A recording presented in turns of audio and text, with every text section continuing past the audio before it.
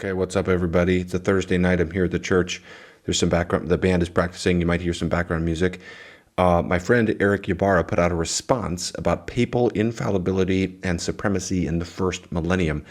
I'm not going to give a line-by-line lengthy response. If we want to have a dialogue, that's where we could kind of really dig into the details, and that would be great. I'd be happy to do that.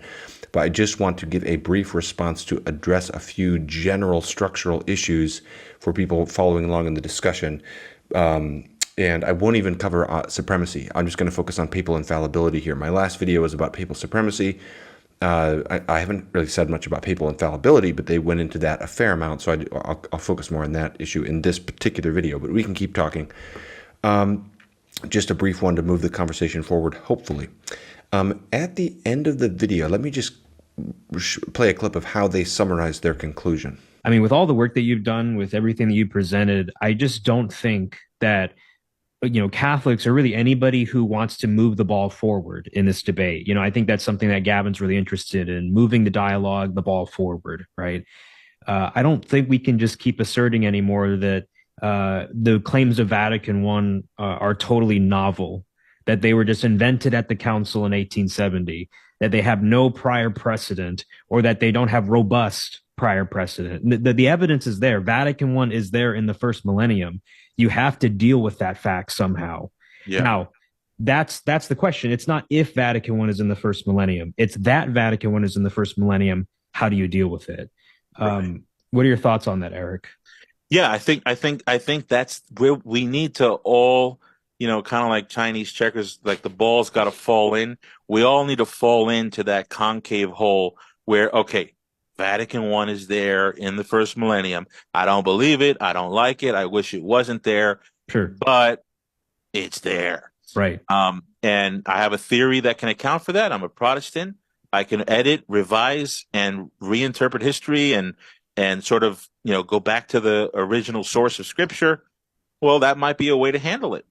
But let's not, try to revise history to the point where we're denying the facts, Right. Yeah. And I think that if we deny that Vatican I was in the first millennium, then we're denying the facts. Now, I found this unhelpful and overstated and kind of triumphalist.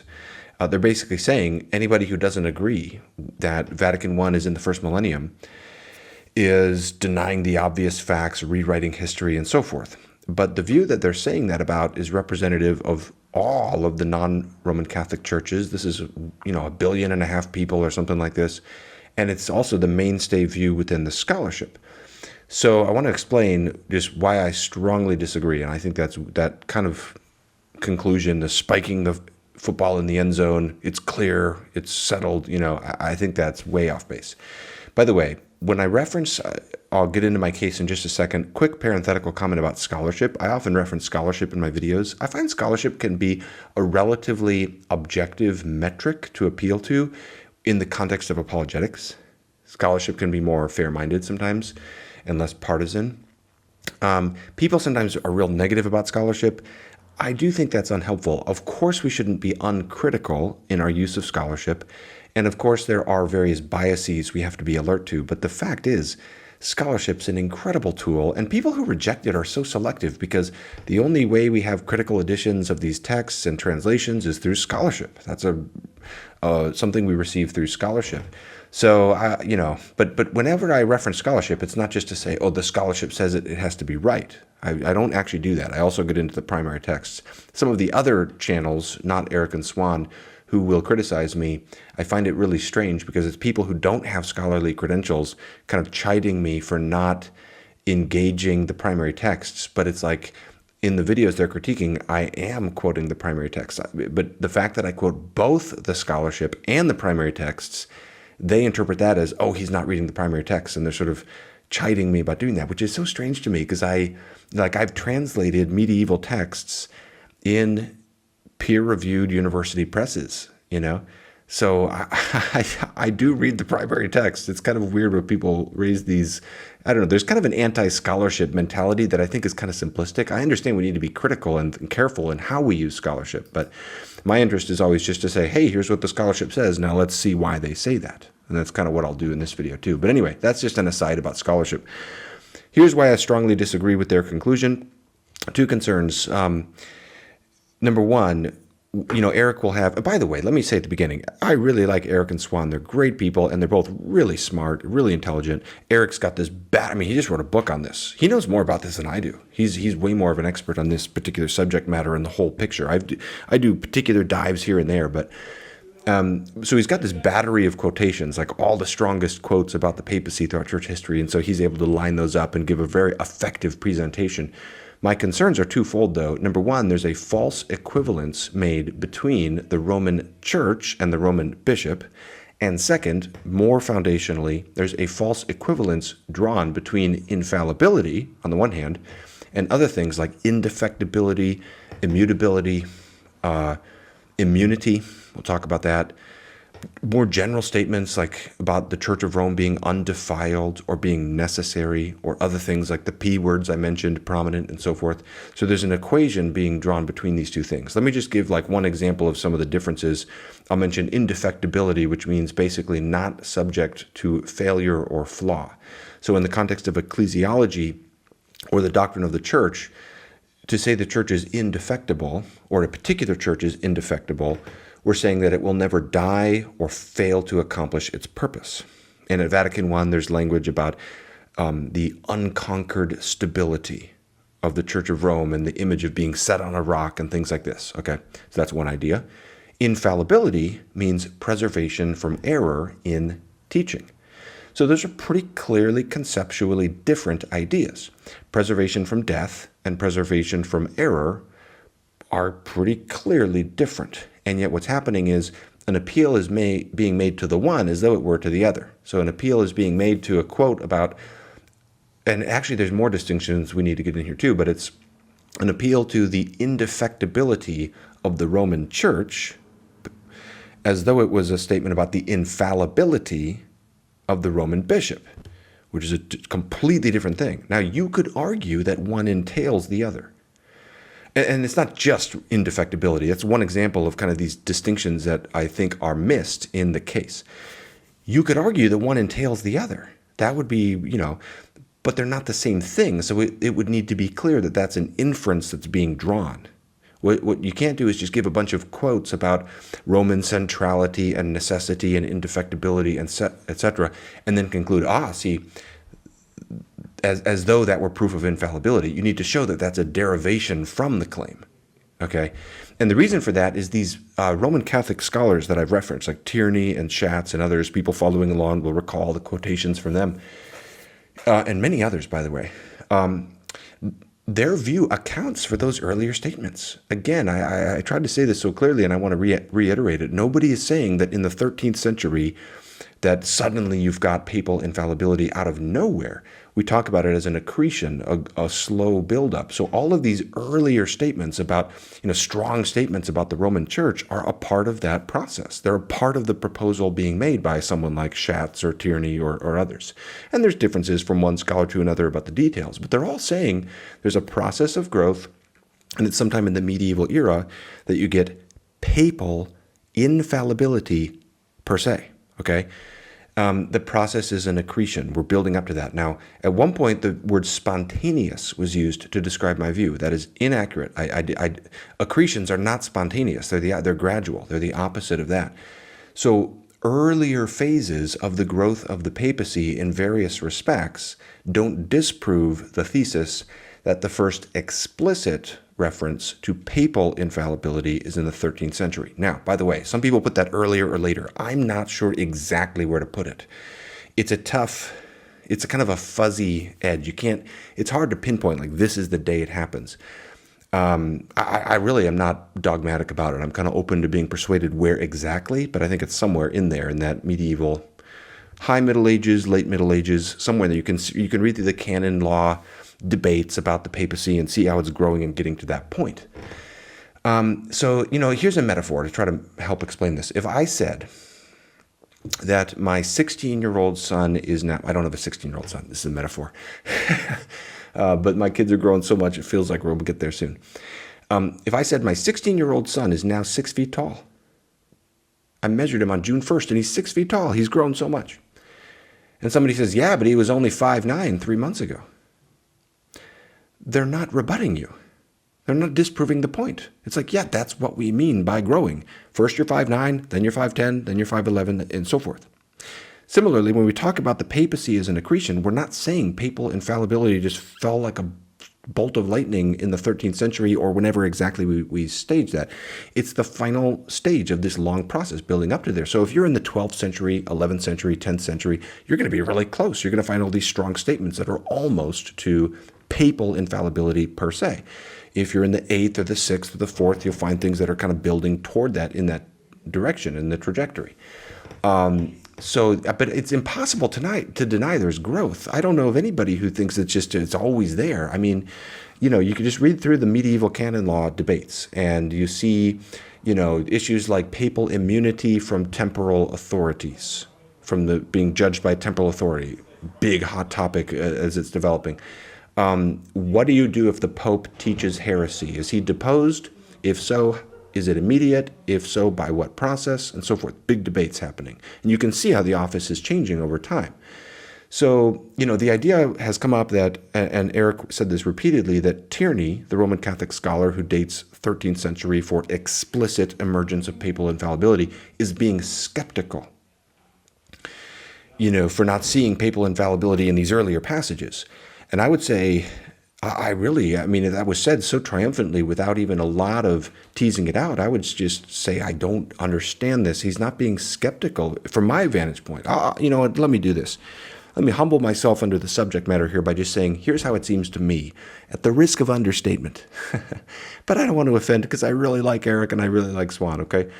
But it seems to me that Tierney and the other scholars who are in that ilk, because he's pretty representative of kind of, at least in the broad strokes. I understand there's outlier views and there's differences in the details, but the broad idea here that papal infallibility explicitly comes into the emergence sometime in that medieval era, I don't think he's being skeptical. I just think he's being careful to make these distinctions between things like indefectibility and infallibility, or personal infallibility and ecclesial infallibility, or infallibility in the preservation of tradition, as opposed to infallibility in the pronouncements of dogma. Okay? Now again, these things all have overlap, and you can argue from one to the other. But pointing out the differences is not being a skeptic. You're just being careful and noting the differences and the nuances, because again, it's an accretion, so you're going to expect to see like a slow build up to that point. It'd be like, I really don't understand this, because I don't think it's that complicated what we're saying here, but I don't know, we don't seem to make progress as much sometimes. Like, here's how it feels to express my experience in these conversations. If somebody says, oh, you can't do that, that's impossible. And I say, well, it's not impossible, it's just really, really difficult. And someone says, well, you're being a skeptic. It's like, what? Skeptic? No, I'm just noting that there's a difference between impossible and difficult. Similarly, it's not skepticism to just chart out the historical development and growth accurately and say indefectibility and infallibility are just not the same thing. And so a quote for one is not direct proof of the other. You need to argue inferentially from that. Okay, so hopefully that makes sense. I don't want to belabor the point here. Anyway, this is just, so let me work through a few examples. I actually am not even going to get into a ton of examples. We can keep, but I asked Erick, what does he think is the most effective quote he has? And he said he thought they were all pretty close, kind of all in the same general area, but he mentioned, if I had to choose the strongest, he mentioned like 4 examples, and one of them was Anselm, and I love Anselm. That's the text I worked on. I didn't translate the whole thing, but I translated all the passages I referenced, I translated. That was my dissertation, to do a commentary on his book, the Proslogion, which is the coolest book, the coolest theological text ever, but that's another subject for another time. But so I'm not trying to give the weakest quote here, okay? Because I think he would see this as a strong one. I mean, he said it was in the top 4. So I'm going to pull this up on my computer here, and I'll put this up on the slide in my editing process. Really cool picture of Anselm he got. I've actually never seen that picture before. Really cool one. But anyway, so here's the quotes. Let's read through them and ask, is this infallibility, papal infallibility per se? Number 1, for as much as the providence of God has chosen, your holiness, to commit to your custody the life and faith of Christians, and the government of his church, and to no other, can reference be more rightly made? If so be anything contrary to the Catholic faith arise in the Church, that it may be corrected by his authority, nor to any other can anything which may be written against such errors be more safely submitted, that by his prudence it may be examined. Okay, second quote. Let those who despise the Christian decrees of the vicar of Peter, and in him the decrees of Peter and of Christ, seek for other gates of the kingdom of heaven, for certainly they shall not enter in by those, the keys of which the apostle Peter bears. The first quote is talking about the Pope's authority to correct. He has authority over the church to correct error. He's been given a charge, and so to no one else is it more fitting or more safe to make this appeal. The second quote is saying basically, if you despise the decrees of the Pope, you won't make it to heaven, basically. Or don't look to go to heaven through the keys that Christ talked about, okay? Neither of those quotes is surprising for the time in question here in the 11th century. That would fit with the general development proposed by the Roman Catholic scholars, for example. Neither says anything about papal infallibility, which means preservation from error in teaching. You see, it's like, there's the charge to teach authoritatively and correct error and the necessity of submission to the Pope are not the same thing as the Pope being preserved from error in the dogmas that he pronounces. Now you might say, oh yeah, but they're still really strong claims. Okay, right, it's the 11th century, we're building, But the whole point that I emphasize so much in my video is generally strong claims of authority, generally high, big, grand claims, because you can find all kinds of stuff like this, where the especially when others are seeking a favor from the Pope, they will really ramp it up. But that's not the same as infallibility. So it's like we're just trying to be precise and accurate about when each particular thing emerges. Now you might say, well, infallibility is implied by those statements for the following reasons. Okay, I don't think that's true. I don't think it's certainly not obviously true. I was trying to think about that. Like, okay, does this require preservation from error in teaching in certain conditions? But even if that were the case, that would need to be said. That wouldn't stand against the proposal on the table that papal infallibility first explicitly emerges in the 13th century. That wouldn't be counter evidence. Because nobody's saying, it couldn't be implicit or something like that before then, or that it's a hard cutoff, So it's just like, you just think about, go through each of these quotes and you just ask, is the word infallible used? If not, is the idea of infallibility, preservation from error, present? If so, is it about the Pope? And is it about him teaching dogmas? Or is it something else, like the church as a whole, preserving tradition? And so many of these quotes, what I'm pointing out with Anselm here is the same as for so many of these quotes. There's a stretch from other qualities like indefectibility, necessity, authority, etc. to infallibility. Those are still prominent. I mean, look, you can still say, wow, we've got a papacy and it's really powerful. But we're just trying to be accurate about when papal infallibility per se emerges. So a scholar like Tierney is not being a skeptic. He's just noticing what Anselm is saying is different from personal infallibility in pronouncing dogmas. Okay, I hope I'm not belaboring the point too strong, but these quotes were adduced and then it would just be said like, see, Tierney just says, I just don't see it, And so let me just explain like what the scholars like Tierney or Schatz, Tyranny, I guess you pronounce that, how they respond to these things, because, the scholars get thrown under the bus as though they're just, I don't know, blind or something. They're so skeptical, like, a quote would be read and then the response from these scholars would be characterized as, they're just saying, I don't see it. But that's not what they say. They're just pointing out the differences in the development and process of accretion. So, for example, let's look at Schatz, the other Roman Catholic theologian and historian who's come up. He's a great, you can read his book on this online. I'll read from page 118 here, because I don't want to put all the focus on Tierney. I mean, he really got labeled as this skeptical person. But what he's saying isn't all that out there. But anyway, so let's talk about Schatz's view. Basically, he's talking about the formula of Pope Hormisdas in 519, which ended this schism between East and West. And by the way, it's going to quote from a later document, the Dictatus Papae, which is a series of statements assembled later in the medieval era about papal authority. So that's what this quote about the Roman Church has never erred and never will err is from. But here's, and let me just read from this 6th century formula from this Pope, because I don't want someone to say I'm misrepresenting it. He said, "The first condition of salvation is to keep the norm of the true faith and in no way to deviate from the established doctrine of the fathers. For it is impossible that the words of our Lord Jesus Christ, who said, 'Thou art Peter, and upon this rock I will build my church,' should not be verified. And their truth has been proven by the course of history, for in the Apostolic See, Rome, the Catholic religion has always been kept unsullied." Okay, so here again you have this very strong claim, but you'd have to try, if you're saying that, you'll hear people just quote that and say, boom, infallibility. You have to say, well, okay, what does the word unsullied mean? Is that talking about papal infallibility? Maybe you could get there, but it's a little bit of a process of reasoning from that, you see. So here's how Schatz responds to that. He's not just a skeptic, he's explaining. Here's his view. And again, he's a Roman Catholic scholar.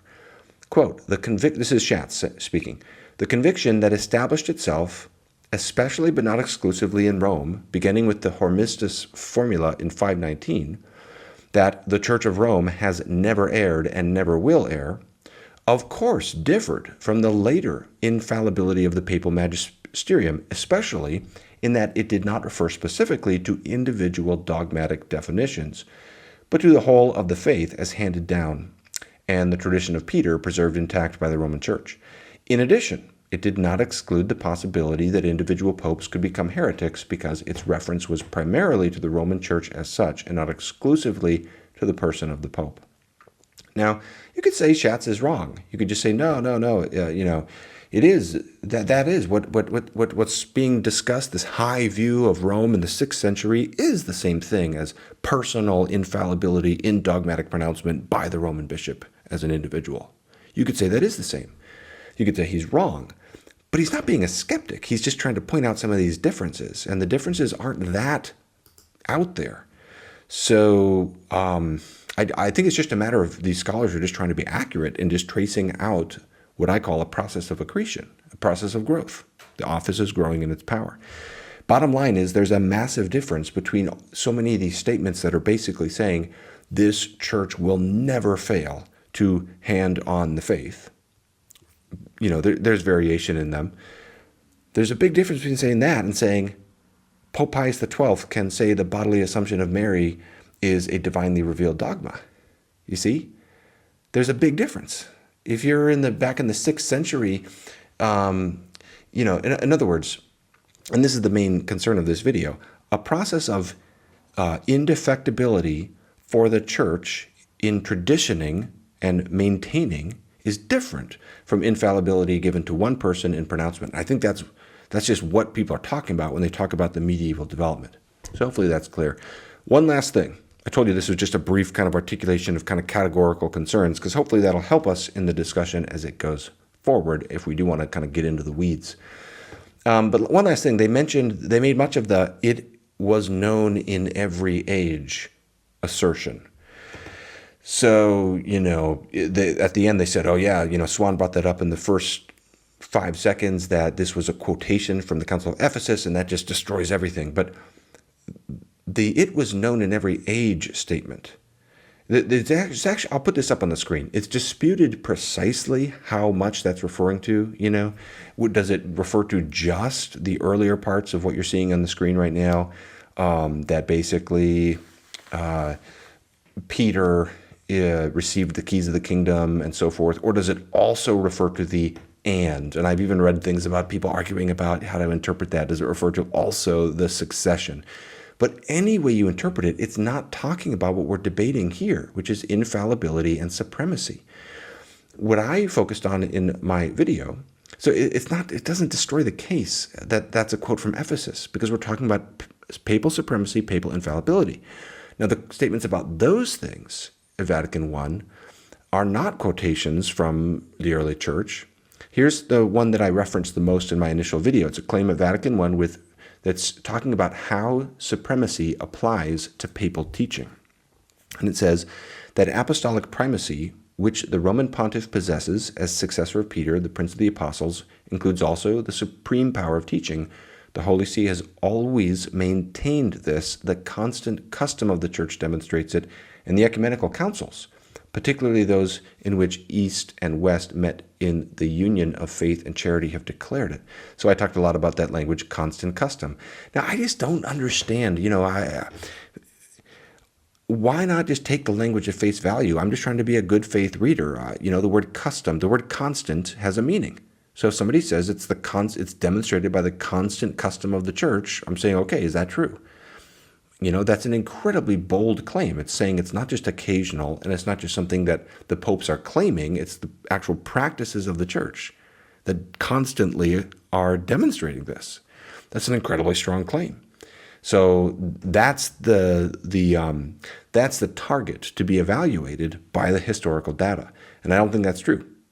I just don't think I think it's pretty clear it's not true. I just think, you just see it slowly developing. And the only questions are about when precisely you make the cutoff points and when precisely you identify which elements are coming in at which points. But it's not constant. I don't know. I wouldn't know how to accept that even if I wanted to. So I really am trying to state my concern about this, because the papacy is one of those things where it's like, boy, this is just a deal breaker. I mean, we're never going to get back together if one of the churches is saying, hey, everybody has to submit to us.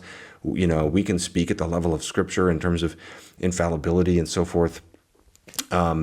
That's a major barrier in ecumenism. I would say the main one. I really would. So that's why I'm trying to help the other side know why I'm so deeply burdened about this. But we can keep talking. Those are just big picture responses categorically. Hopefully that will be helpful. We can talk about papal supremacy in other times. I just wanted to kind of briefly respond because I hadn't really talked about it. I'd referenced that tyranny quote, but I hadn't really unpacked. Maybe that's my fault. Maybe I should have explained that a little more. But for people, because again, we're not saying it just starts in the 13th century. You're building up slowly to get there. But all these quotes up before that point, they don't talk about, the vast majority of them don't talk about infallibility. Where you do see the language of without error, it's not the Roman bishop making a pronouncement. That you don't get that. That's what all the scholars are saying. It takes a while to get there. Anyway, those are my thoughts. Hope this is helpful. Let's keep talking. It's late. It's Thursday night. I'm heading home. Peace out.